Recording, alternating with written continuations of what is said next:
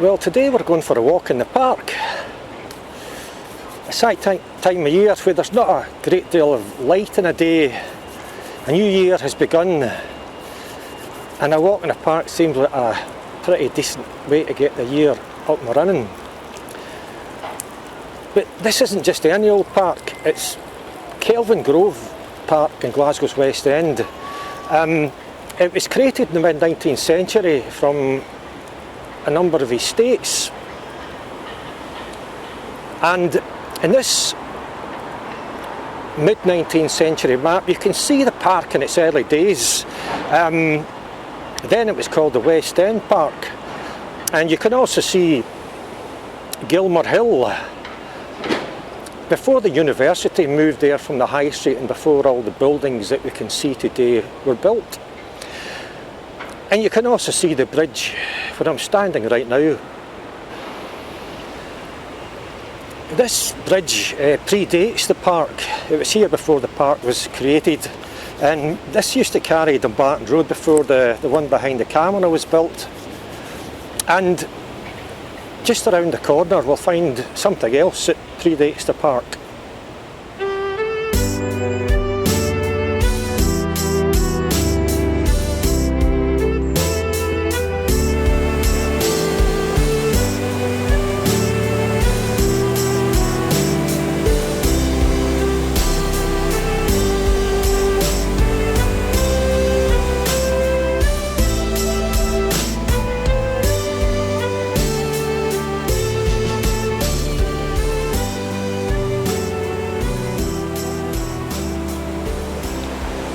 So this is an old well which predates the park, and it was incorporated into the layout of the park when the park was created in the mid-19th century, with some cast iron. I think it was a drinking well at that point, but it's a rather sad reflection, I suspect, of what it used to be. But as you may have gathered by the title of this video, this isn't just a walk in the park, even though this is a particularly fine park. And I mean, Kelvingrove is, I think, regarded as one of the first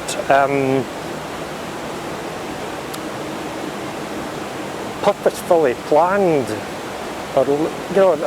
purposefully planned parks in Scotland or something like that. You know, the layout was all kind of organised and everything put in its place, and it was apparently the first in Scotland that was like that. But yeah, but not just wandering around the park. What I'm going to do as we have a wander around is I'm going to stop at various locations where there used to be attractions during the 1901 International Exhibition, and I'll try to sort of describe some of the things that were at these places. You know, we're not going to see anything now, but maybe be able to dig up a few photographs of long ago, and hopefully we'll get a bit of a flavour of what it was actually like back in 1901. The 1901 exhibition was open between May and November, and during that period 11 million people visited the park. In this map you can see many of the visitor attractions, but let's zoom in a little closer to see what was on in the area by the river that we're standing in right now. You can see a shooting jungle and shooting range, various restaurants, and a switchback railway which can be seen on the bottom left of this photo. On the other side of the River Kelvin is Kelvingrove Art Gallery and Museum, then the fine art section of the exhibition, as well as the magnificent dome and towers of the Industrial Hall.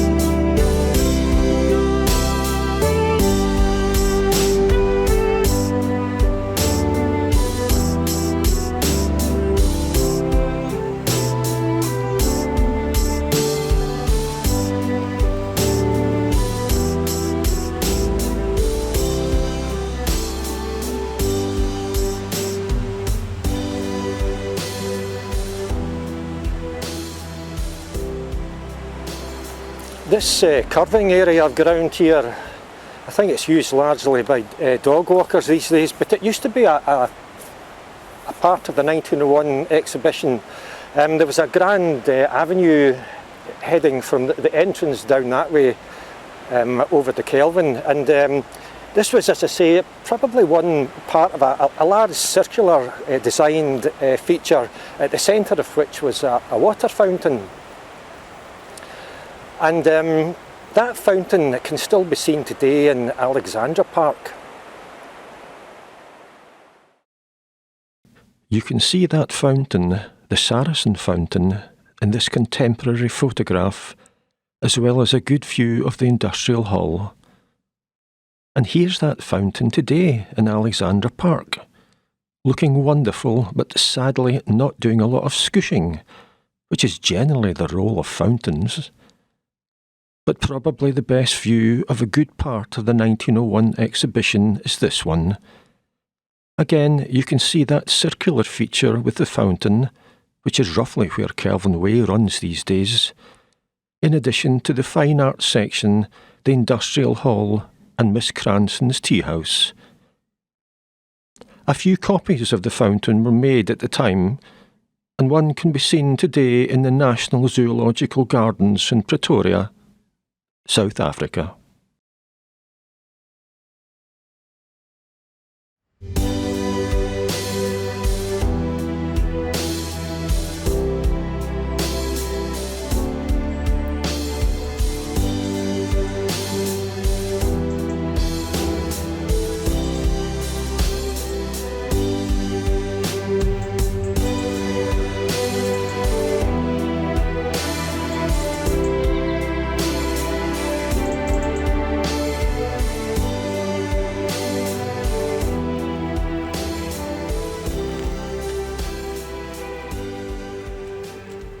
Across Kelvin Way is the Prince of Wales Bridge, built in 1895 and so in place during the 1901 exhibition. It replaced a wooden bridge built in 1868 when the Prince of Wales laid the foundation stone for the university on Gilmer Hill.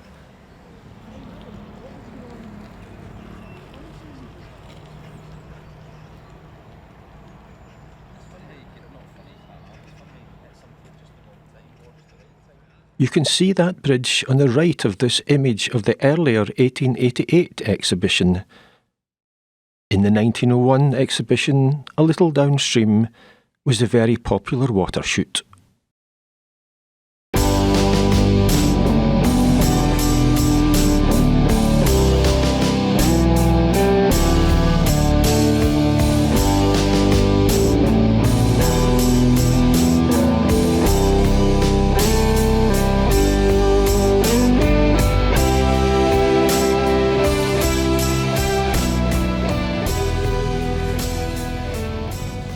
An avenue leading to the Stewart Memorial Fountain, and during the 1901 exhibition there was a few things going on in this area.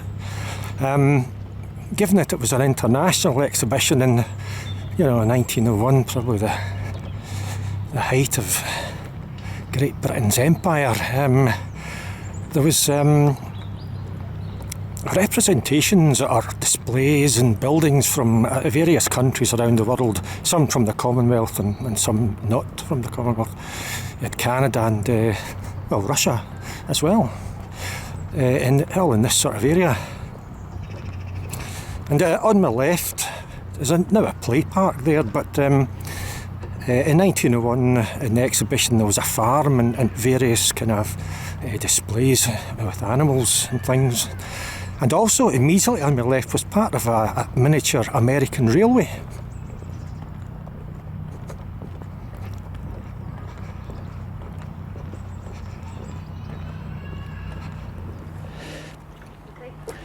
Well, that's the Stewart Memorial Fountain just behind me. And it was here during the 1901 exhibition. It was built to commemorate the construction of Glasgow's water supply all the way from Lochcatron. And it seems quite ironic that you don't get a lot of water in it these days. You know, it's a fountain that's designed to kind of have all sorts of bits squishing water about the place, and occasionally that happens. I don't know whether it's on a timer or whether it's just now and then, every 20 minutes or something. I don't actually know. But I'm inclined to think it should be squishing all the time. Near the fountain, roughly where the children's playground and skateboard park is now, was the grand concert hall. A covered way led from there to the huge industrial hall, situated where the bowling greens are now.